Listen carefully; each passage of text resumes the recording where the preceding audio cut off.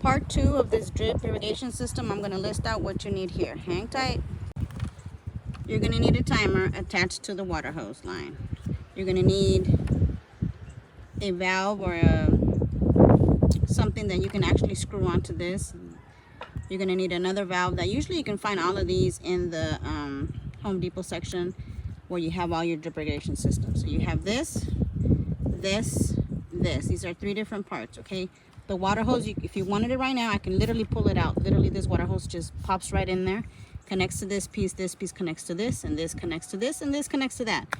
Not that complicated. Hopefully, you can pause this video and look at all these when you're at Home Depot like my husband does and get all these parts. Not sure what they're called, but there's a picture there. Screenshot.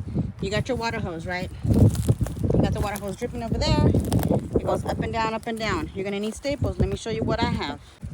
We use basic garden staples to hold the big hose down, okay? You're going to need small hoses. Not sure what size this is. I know I'm not that much of a help when I say I'm not sure what size these are. But they're not that big, okay? You're going to need the little valves to puncture through the big hose so that you can connect them. You're going to need the hole puncher. You're going to need sprinkler heads, whichever ones you choose to use, okay? Let me go back to the floor so I can show you what I have there. Thank you for doing some garden cleaning because it needs a lot of help. Appreciate it. Back to the floor, you have your water hose line. And you have your small water hose line. So those 2 different water hose lines. You have this little, don't know what that's called. This little guy is going to allow you to connect this water hose into here. It literally punctures through once you make that hole.